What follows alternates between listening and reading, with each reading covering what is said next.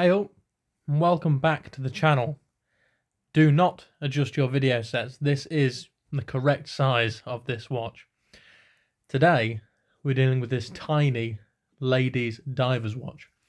Now, this is the smallest watch that I've ever worked on, and it is a 12mm ladies' Payard watch. And look, it's even still got what I assume to be the original sales ticket, not filled out, of course. Now, this watch is a non-runner. I don't know what the issue is with it. It is fully wound and not running, so I assume that it's simply just bunged up, been sat in a drawer, and it truly is absolutely microscopic. That's the Mighty Moon watch, and that is the last watch which we worked on also. So you can see for scale, this is going to present itself some challenge. Now, I don't actually know much about this watch, to be honest with you. Like I say, I know it's a Payard. It says it's 17 joules. I've tried looking them up and I can't find much about it. It's quite a nice little thing. It's very pretty. It's actually in incredibly good condition, to be honest with you. As I'm sure you can see, it doesn't look like it's hardly been worn. So yeah, I'm properly expecting it just to be just to have been gummed up and left to one side, as these things often are. So this was an eBay find, and I got it for quite cheap, just had to be not running, and it was sold as a 24mm diver's watch. Now, I might be new to making watches, but I certainly know how to measure a watch, and normally you measure across the lugs, and that's the size of it. So when you say it's a 24mm watch, it'd be 24mm across the lugs. This is not. This is 24mm in diameter, and that includes the inside, of course. But look at that beautiful copper-plated, Swiss-made watch, and you can see that's got a lovely balance, and it is indeed ticking quite merrily. It's just, I think it's just a little bit aged, just in need of a good service. So let's get that started. So the first things first, we've got to get the movement out of the case, and I do quite like these movements, and it reminds me of a Rolex or something like that, whereby you've actually got to loosen things off slightly and then align those two clamps with two slots or corresponding slots in the chassis, and it should just pop out. So the first things first, we've got to undo that small screw so we can actually get the crown off with the stem, and then just align those two, and should just flip it over and it should fall straight out. And there we go, out she falls. And I've actually undone that clamp just a little bit too much because it's fallen out of its own accord there. But regardless of undoing that screw too much, that's the workings out the watch. That's everything which makes the watch what it is. So all I'm going to do is take out that second clamp just to make sure things are matching and we are where we are. So it really does look in quite incredibly good condition for a watch which is completely not working. But still, you know, it looks nice. The face is nice. I really like the face. It's far too small for a seconds hand, it seems, but the hour and minute hand look well, as do all the hour markers and even the screen print in it. It's just a lovely thing, I think. So yeah, so I'm just going to chuck that stem back in quick just to align the hands to make the life easier for taking the hands off. And all we're going to do is put a small part of plastic over the hands and then get these two levers underneath it and effectively lever the hands up off the hour wheel and off the cannon pinion. Now, the cannon pinion for this particular watch looks kind of strange, and you know what, we'll get into that in a little while, because let's not get ahead of ourselves. So, aside from the Seiko that we worked on a couple of episodes ago, this is back to the norm, where it's a couple of screws either side of that either side of the face in the chassis, and then it should just lift up. But that actually fell off of its own accord there. But there you go. You can see it's a lovely enamelled face, which is probably why it's kept so well. Enamelled on both sides. Now, enamelling, you're actually putting the enamel on as like a paste or a liquid, and then you're kiln firing the just lose that quick. Then you're kiln firing the enamel to actually stick to the piece of brass there. So you need to put it on both sides, otherwise when it cools down, it'll shrink on one side more than another, and put a lovely buckle in it, if you know what I mean.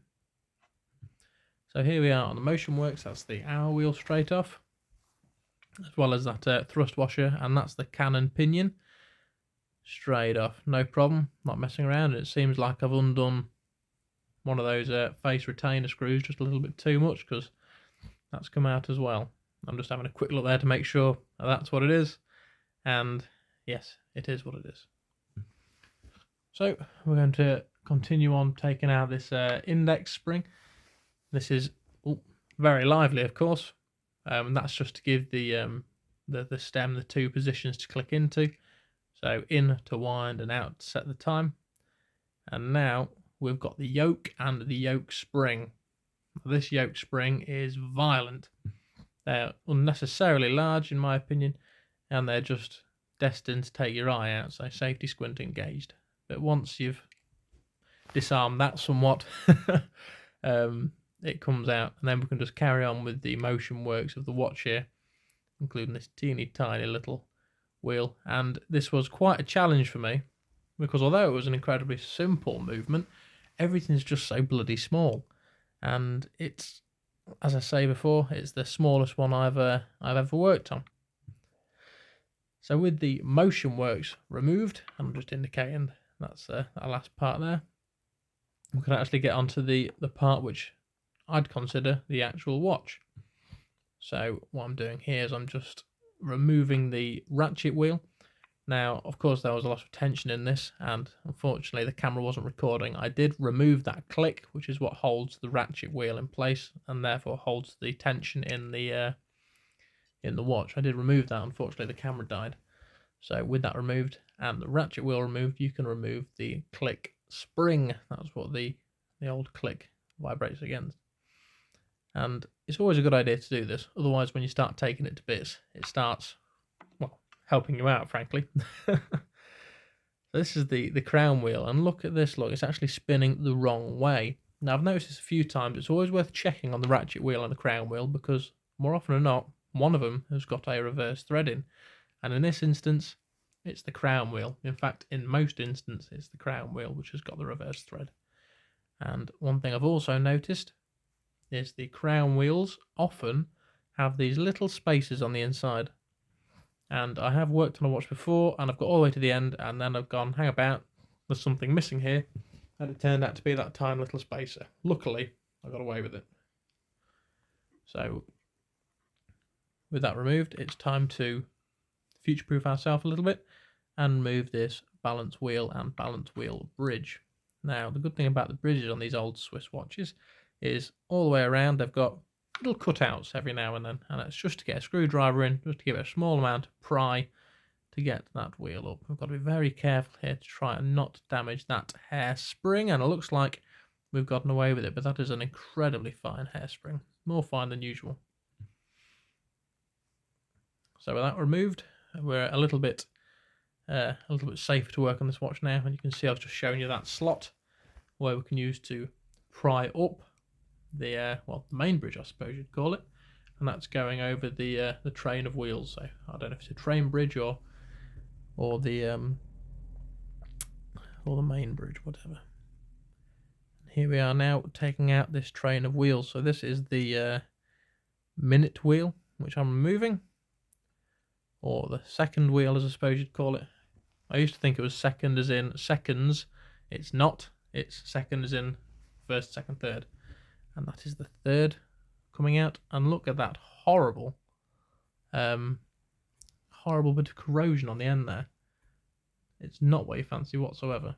It's just, I don't know how, but it's probably what's caused this watch to stop, to be honest with you. And then we've got the third, or was that fourth wheel before the escape wheel? It'll be the fourth wheel before the escape wheel. The way to think about it is you've got that, which I'm touching now, is the first. That's where the power's coming from, and then it's second, third, fourth.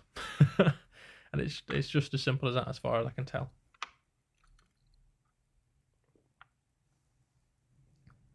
Just going to take this opportunity to remove the last part of the motion works, which is that ratchet barrel. Get out of town. And these screws never ever want to come out. So what I'm going to do is I'm going to remove all the components parts, and then I'm actually going to push it through from the rear, because I've found that that's often the only way it wants to move.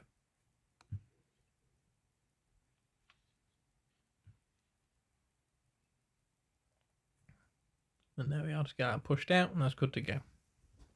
Got to be mindful of those, they've got to go in first. If not, you're going to end up with a world of pain, because more often or not, they're actually held in by the main bridges. So what I'm doing now is I'm going to remove that balance fork bridge before removing the escape wheel. And I'm doing that just because I think that escape wheel is going to be a little bit tight to get out in that gap. So why would I make my life difficult? In reality, I probably could have removed those first, but disassembling something is always easier than putting it back together. You don't normally need so much sequence when disassembling as opposed to assembling. That's a lovely little balance wheel. Because like I say, you can normally take them apart in any sort of order. But there we go, it really was, apart from that screw, just as easy as that. These are beautifully simple to work on, really. This lovely little Swiss watch. Very simple little mechanism, and I mean little. It was absolutely tiny. 17mm they are across the workings of that watch. So no wonder I had a bit of difficulty. And what I'm doing here is I'm just chucking down that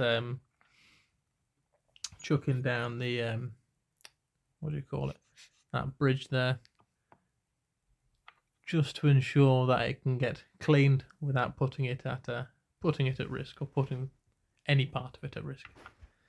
Like I say, the hairspring on that balance really would. It's dying to be broken. So I have tried looking up the Payard name of this watch. I know I've found plenty of Payard watches. I can't actually find any information about the watch brand or this watch or anything really. There's a very famous pastry chef called Payard, I believe, but I'd find it incredibly unlikely that he made this watch. And finally, we'll just get the that main drum, main spring taken apart. And I'm just going to put it on that nice bit of wood, push it down, and that'll push the arbor to take the lid off, basically. And then you can do is just try and pull the arbor out. Sometimes they get stuck. This time I've been lucky and gotten away with it. And then what you can do is you can just wind the mainspring out. And all you do with this basically is you just stick your screwdriver or pliers or tweezers, whatever, underneath it, and just get one side of it, and then always have a thumb making contact on that mainspring. So you can see I'm just sticking my thumb underneath it, and then I'm just going to walk it out, step at a time, and get that mainspring all the way out of that barrel, because otherwise it'll fire itself across the room. And believe you me, it will fire itself across the room.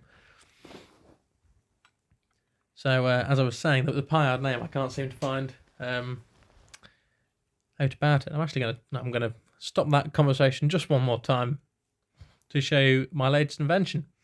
I say it's an invention. I'm sure there's plenty of other people who have done it, but I thought it was rather smart. I've been struggling with washing things and trying to wash things in isopropyl alcohol and ultrasonic cleaner and such like, and I just didn't want to lose any parts in the cleaner. So I got all of these, what they are is balls for loose leaf tea, actually. And you can get them, they were like £6 for 12, so 50p each. And I put my watch parts in there, and I've got some actual ultrasonic cleaner fluid to make sure the brass and copper doesn't get eaten. And what I'm doing is I've got a graduated cylinder from my photography days, which is still a hobby which I very much enjoy.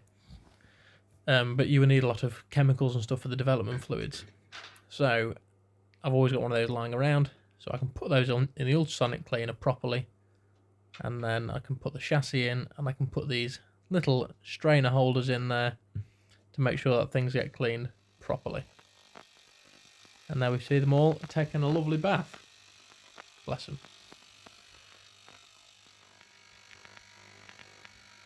Quite ironic, really, having a diver's watch being stripped to bits and then chucked in water, don't you think? Or is that just me? And now we can see that there's really nothing to it. This is it. And for an additional challenge, I'm going to put this watch back together in its entirety without referencing the old video. How do you like that? This is the first time I'm going to be putting one of these back together from thought and memory and intuition. And unfortunately, I'm still without a spring compressor, so I'm going to do the old time-trusted method of winding it in by hand. And so long as you're careful, you can get away with this pretty well. So one thing I didn't show you is that I had actually sort of rubbed the outsides of the mainspring with a bit of watch oil, a bit of a HP 1500, just to make sure it doesn't corrode, basically. You see people put these together and then drip it down the outsides, and I've heard a few people saying that that's not really the best way to do it. I don't really know, of course, I'm just some guy having a play. But nonetheless, it's probably not a great idea if everyone's saying it. So I'm actually quite fortunate, although there's not a lot of information on Payard, there's quite a lot of information on the actual workings itself. So I'll go into the actual workings in a little while, but I can tell you that mainspring is a ZF831. It is 1.3 millimeters by 7 millimeters by 0.8 by 220 mil long, screwed down all the way into there. So once that's all tightened back up, we can get the arbor chucked back in, and then we can get the lid put back on it and ready to go. And although it's such a very small mainspring, it's quite a nice barrel when it's all put together. And although it's a fantastically tiny watch, it has actually got a power reserve of 44 hours, as quoted. So that just tells you quite how much you can get out of such a small spring. Now you can actually get these universal closers which work on these. They seem to work very well. It's a little plastic lump that you put it in and push it and it'll click in, but there you go. You can't just use your fingers. And that is the barrel assembled, the mainspring all ready to go. And that is the main base plate or back plate of the watch. So first things first, we're going to take that balance apart. Not take it apart, but we're going to remove it and put it to one side to make sure it doesn't get damaged. I'm always so nervous. With good reason. It's the beating heart of the watch. So there we are, all chucked up.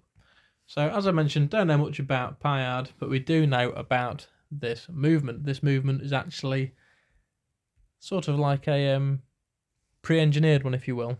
And as I mentioned before, we're going to put that screw in first, make sure we actually can.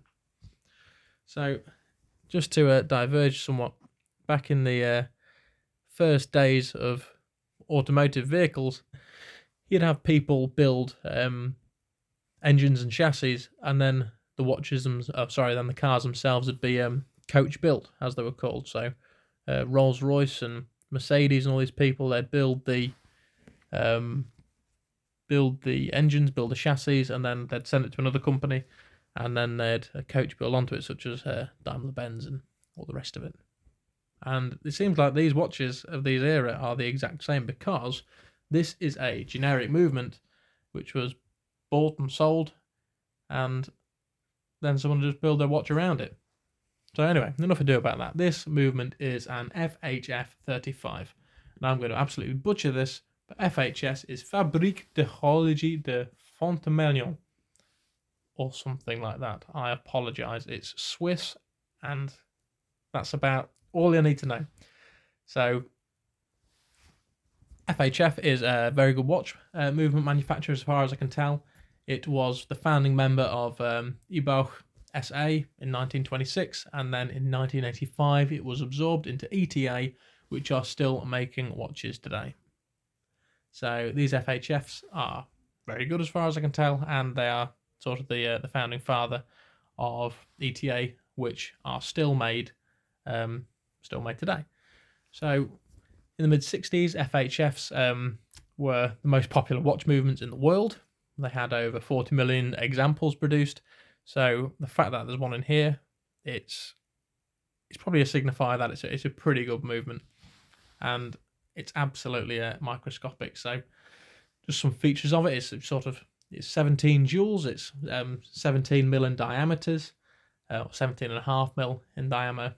And as I mentioned before, it's got a 44-hour power reserve. And what the people would do is they'd sell this movement to just about anybody who wants it, and then they'd buy them and put them in their watch and coach build around it. And you can see me here sort of bungling the remaking of it. So I've put that skate wheel in first, and then the fourth, third, and second wheel, and of course the main wheel. And now what I'm trying to do is just get everything aligned on the bridge.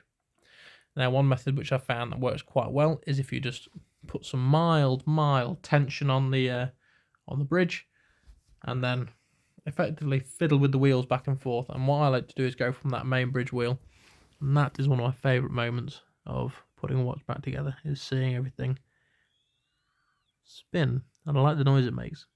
But there we go. So that's effectively as hard as it's going to get, in my opinion, with watches. The assembly anyway, the setting up and making them run properly, that is something else altogether. But in my eyes, assembling these watches, there is no more difficult part than making sure the pivots line up in the jewels, and then that all lines up on the watches themselves. So with that bridge put back in, we can drop that crown wheel back on with its spacer so it doesn't get forgotten. And I always put just a little bit of oil in there. It doesn't really need it because it's not actually a running part of the watch if you think about it. That only comes in when you're winding the watch. But I suppose it never hurt anybody just having a small amount of oil in there. And that's one thing I am trying to work on. It's always a good idea to put the bare minimum that you need of oil on, because over time oil goes hard, turns into grease, heats it up, and it goes all over the watch, and you get a thin film of sticky grease all over the watch, and that is a bona fide genuine way to kill them.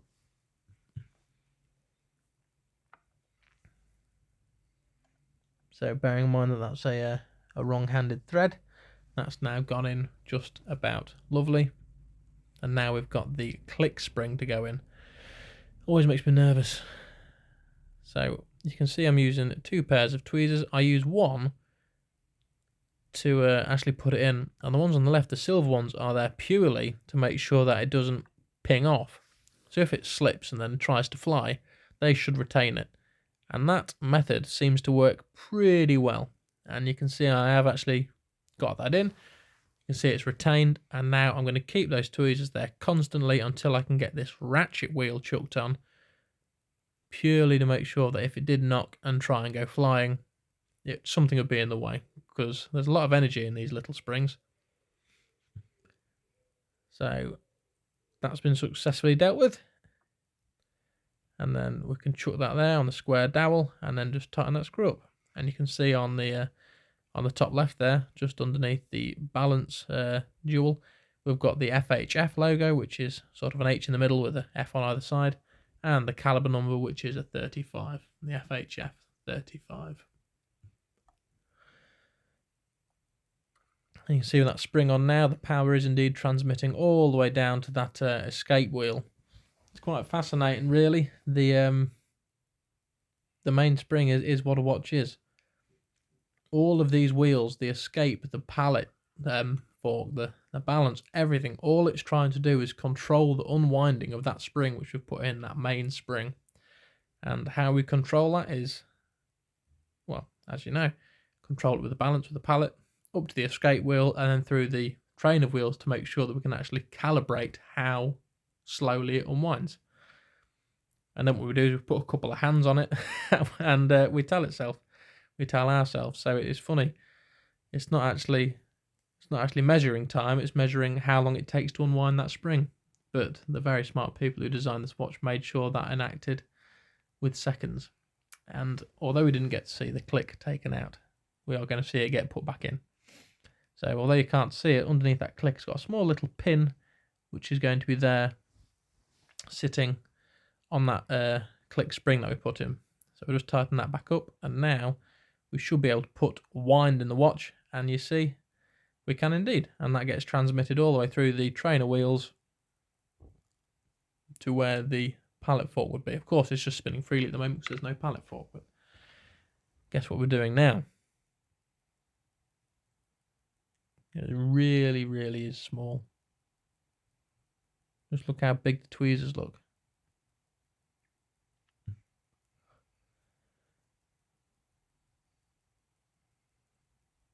And the pallet fork bridge.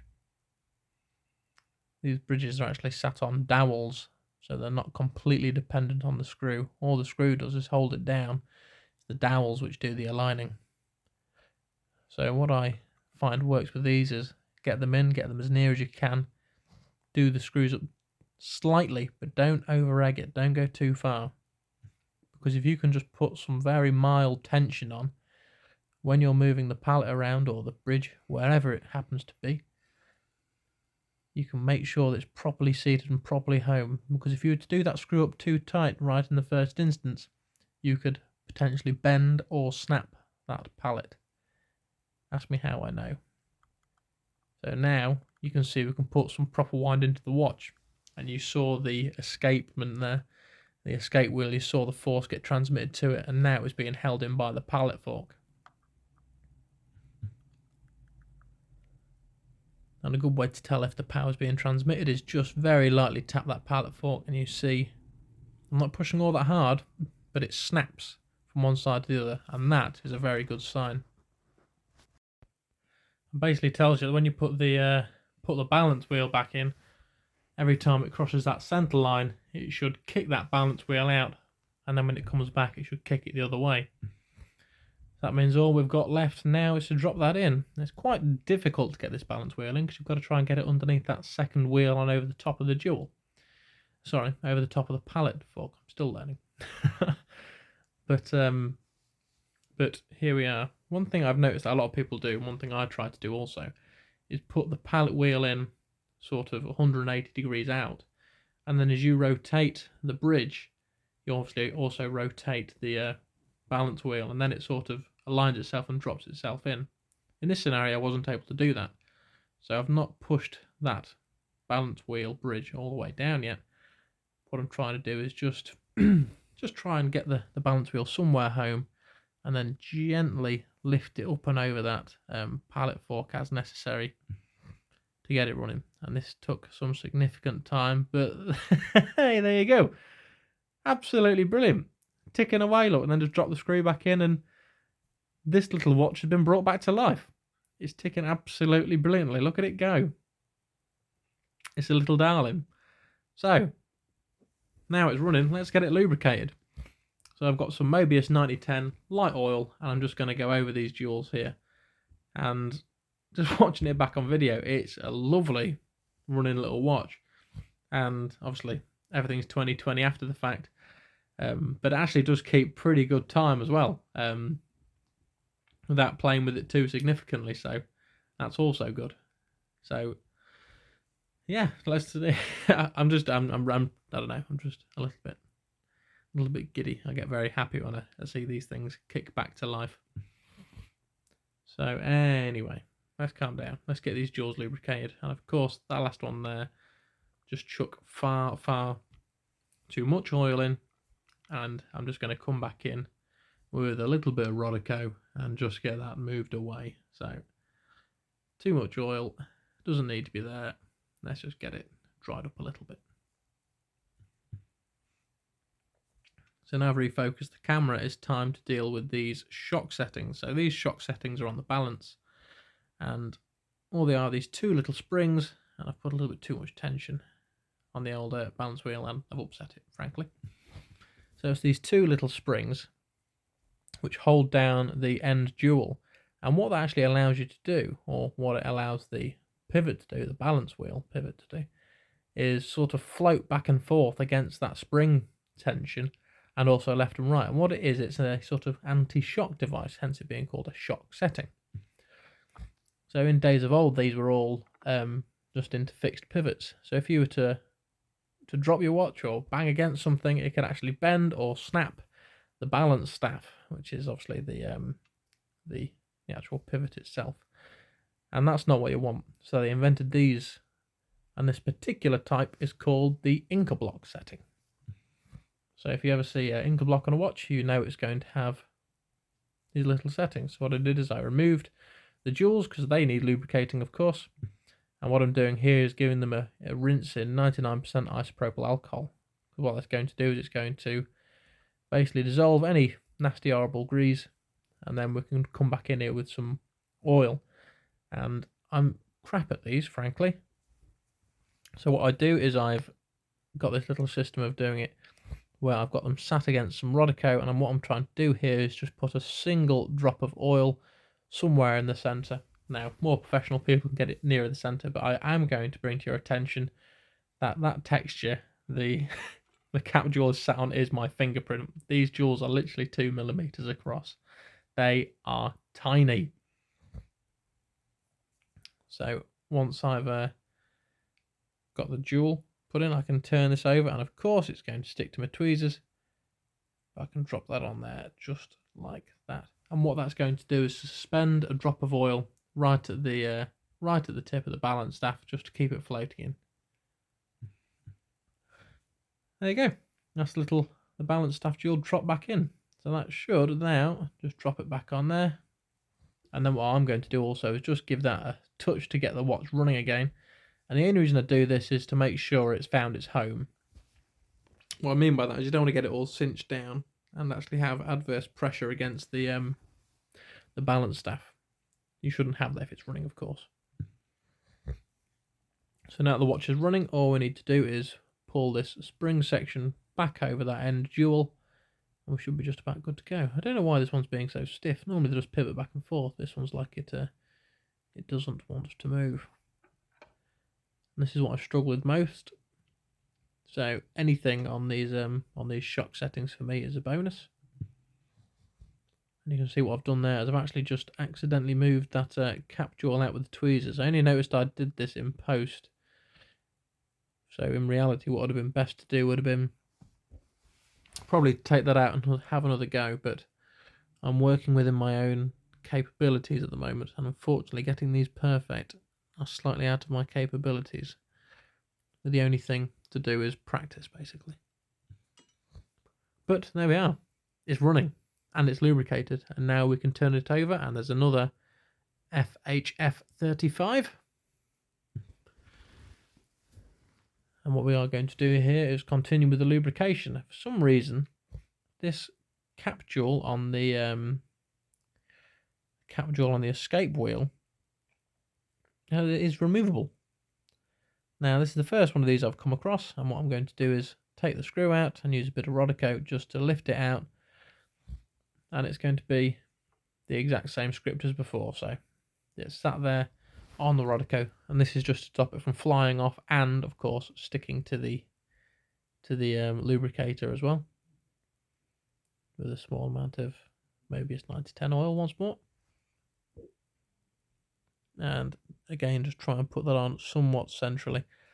Now that's probably a little bit too much, and it'd have been nice for it to be one drop suspended centrally, but unfortunately, I tried that a few times, and that's the best I can do. It really is far more difficult than it looks, and I'm sure you all can appreciate that. Let's drop that back on there, and then get the old screw tightened back up. And the watch has got some restarting issues. When it's running absolutely brilliantly, but it's got some restarting issues. And I'm led to believe that is to do with the beat error. So on that balance staff, there are two little levers you can adjust. You can adjust the rate, which is basically shortening and lengthening the spring artificially to control the time. So if it's got a short spring, it'll tick faster, therefore it'll run faster, and vice versa, further longer. And you've got another one for the beat error. Now, you want the beats to be in the center. You want it to be equal phase of ticks and tocks. You want it to go tick tock, tick tock, tick tock. If you were to move that beat error adjuster one way, then you'll probably get tick, tock, tick, tock, tick, or of course vice versa. And this is the layman's explanation of it, because frankly I'm a layman, it's the best I can do. And this would be a perfect opportunity to show exactly what this beat error does using a watch time grapher. Though unfortunately I'm not in a position to afford a watch time grapher. I'm spending all my finances on tools and new watches as opposed to watch equipment and the such like. But that is probably the best one of these shock settings I've ever done, and I'm going to call that a victory for Lewis James Ranshaw.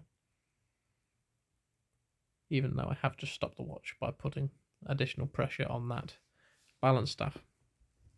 So with everything lubricated, we can just go around the jewels and pick those out one at a time, and just get the rest of them lubricated once more. I did give these a bit of a dash with the old Rodico because I'd probably gone over the top. So that is the actual extent of the watch. That is the brains, it is the beating heart and everything, and that is what is controlling that mainspring into that phase time. Everything that's left from here is indicating it to the wearer. So these are called the motion works because they control the motion of the hands. So what we've got here is the barrel going in. And then we've got the ratchet wheel. And this is what's actually clicking when you go to wind the watch. So when you wind it one way, the teeth will engage, and the teeth of this gear here I'm lubricating will wind on that mainspring, or they'll rather transfer to the ratchet wheel out the back, which will go to the mainspring wheel, or the click wheel as it's called. But everything else is for the rotation of the hands. See, it doesn't quite want to go. There you go. Lovely.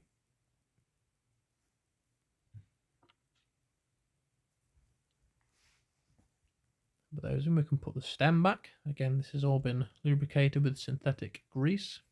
And this is a little bit tricky. It's a very, very small stem, and it's got a very small hole to align with in the end there. And there you can see I'm just putting some tension through that screw, and you can see it's not quite sat in the right groove on that stem. So because I've put a small amount of tension on it, what I should be able to do is move this over, and it should just snap down quite readily. There you go. And now you can see that is now moving properly. So now it's moving properly. You can continue and put a little bit more tension on that screw. None of these want to be massive, but it'll be worth putting some tension on. And we now continue with the motion works. So I've got this small intermediate wheel here.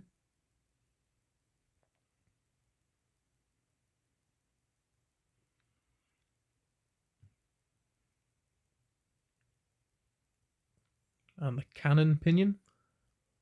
Now, I said this was curious. It's curious because it doesn't look like a cannon. You see the hole is completely closed at the end there because there is no second hand. And what I'm going to do is just turn my tweezers around and give it a click down. Wait for the noise. Lovely. And that's that down. That's the cannon pinion in. Now, curiously for this watch, all of the hand movement comes from that cannon pinion. So we've got that second wheel, I suppose you'd call it, from the cannon pinion. And then what goes on the top after that is the hour wheel. And there you can see them all meshing together properly.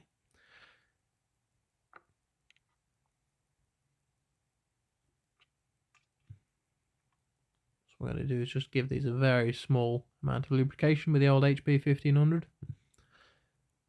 Because these will be in rotation at all times.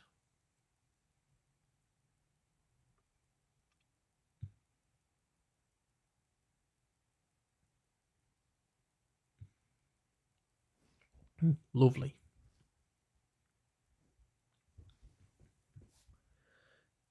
This is the yoke going back in, which is going to sit in the center part of that barrel, and that is going to keep the tension against the ratchet wheel. So the power is going to transmit from the stem to the ratchet wheel and actually wind the watch until you pull it out. When you pull it out, it's going to slide away from that, of course, but this is what keeps the tension on when we don't do that.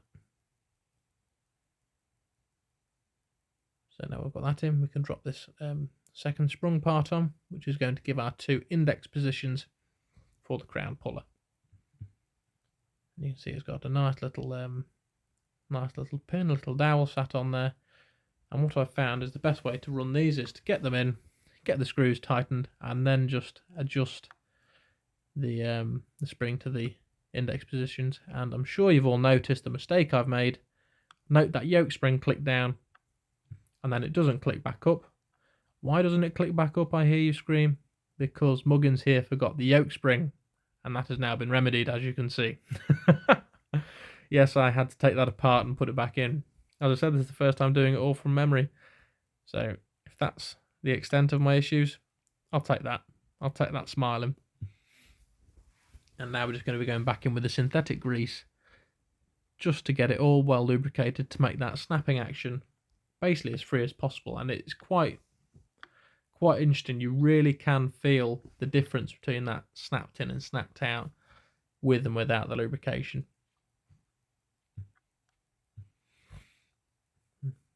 Lovely.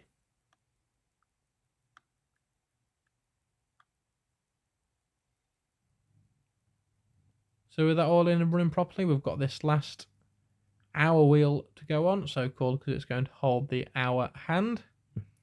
Obviously the minute hand is going to be stuck to the cannon pinion, the cannon without the hole through it.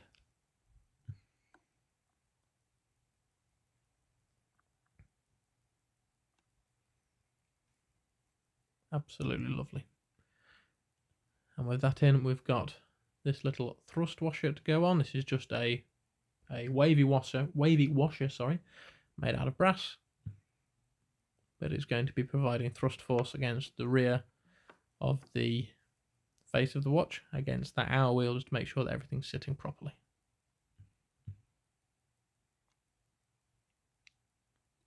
So I can release it from its bonds. And I actually did these screws back up when I went to wash it, frankly, so they didn't come out. These were very, very small screws, about 0.8 millimeters, which is microscopic in the grand scheme of things. About the width of 8 human hairs, I believe.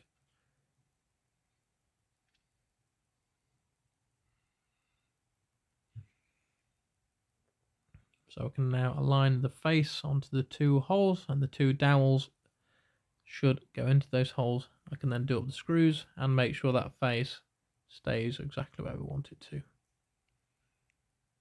which is there. And although this has actually gone quite smoothly as a watch production, God, it was difficult. But there we are. That's the face all put back together. I haven't cleaned any of the face up at all. To be honest, I was actually quite impressed as it was. So I left it, and all I'm going to do is I give it a little bit of a clean with water because it was enamel. I wasn't concerned with it going anywhere. And now just giving it a bit of a touch up with Rodico, and that's it. That's the lot. We have a watch. So let's get the hands put on. No complex day date or anything. Same as the Seiko a couple of videos ago. Nothing of the sort like that. It is just these hands.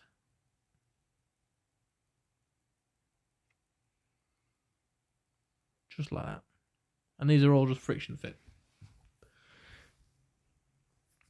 That's actually the reason I got into watchmaking.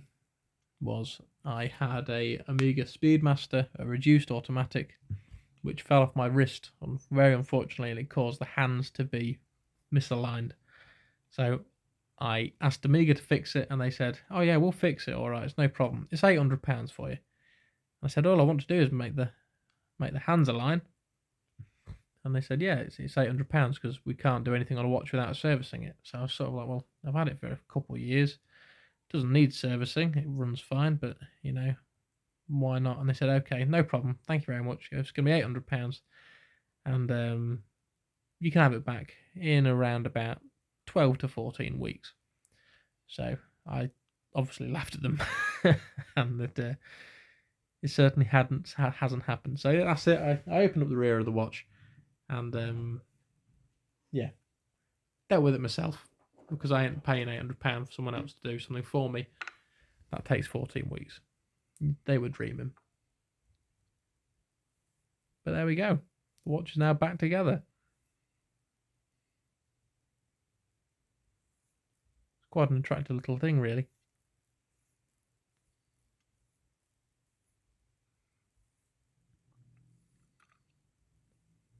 So of course we need to get it put back into its case, and to do that we need to move the crown stem. So just need to undo that screw slightly. Don't want to go too far, otherwise that part can fall off altogether, which is a little bit of not what we fancy, is it?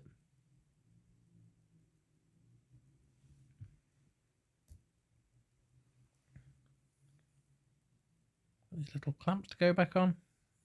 They're just as easy as making sure they're the right way up, dropping them down those slots, and then putting the screws in. That sounds very simple, but in reality this this part alone took 20 minutes. Just trying to get it all aligned. Obviously there are many different ways to skin that cat, and well, I found the hardest one every time. But I got there in the end.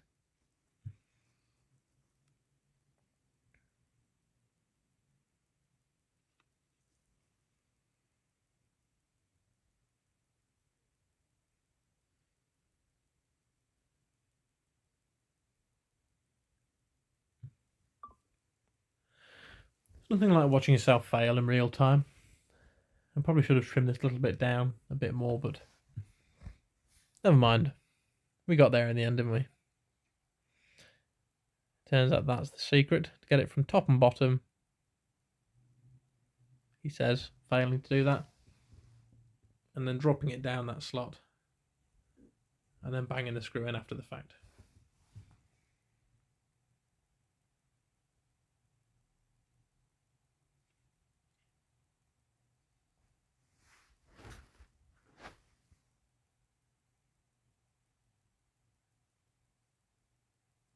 Finally.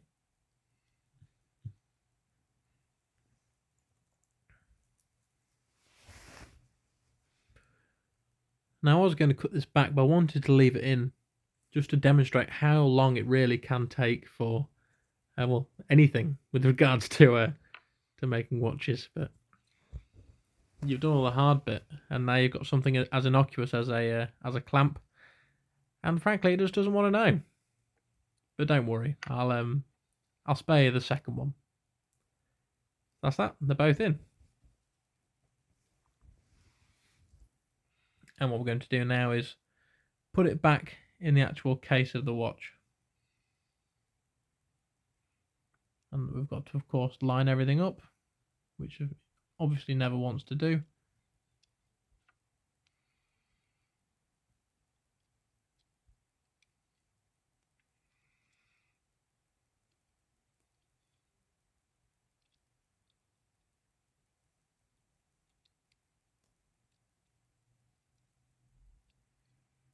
But there we go. It's all dropped in and spun round.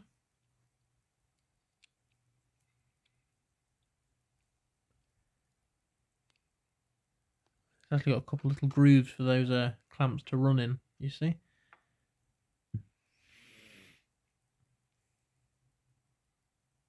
Get the stem put back in, and I always recommend putting the stem in before you actually tighten everything up. Just want me to make sure that it's running freely. So you can see I've dropped that stem back in, and it's floating freely back and forth, or rather seems to be floating freely back and forth. So I can just get that screw tightened back up to make sure the stem remains captured. And there you go. She's clicking back and forth and just checking from the other side again and all that sort of stuff. Seems absolutely fun. So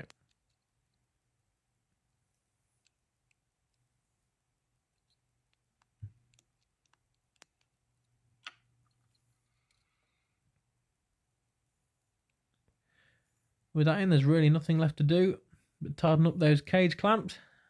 say they're a cage clamp. It's not a cage clamp at all. We tighten up the watch clamps regardless. And that's it. That watch is now back in its case. Get the case pack put back on. And now we have ourselves a lovely little diver's watch once more. Ticking its finest.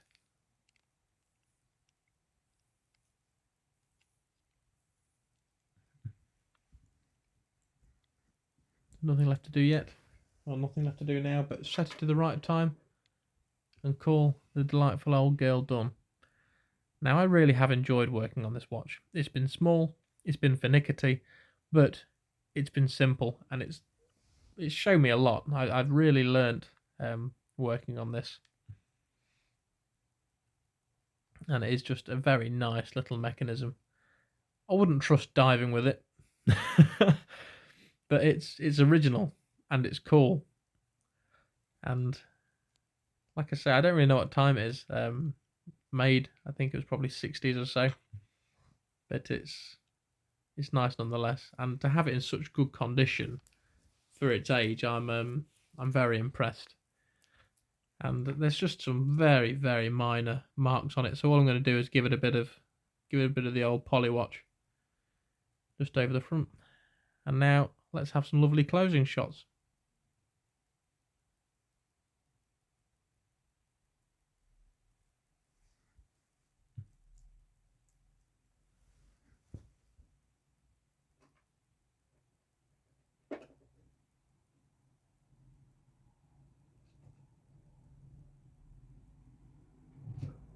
Ocular aberration. Love it. Of course, it looks tiny on my wrist because it is tiny. I really hope you've enjoyed this. Please let me know your thoughts in the comments below, and I hope to see you on the next one. Cheers. Take care.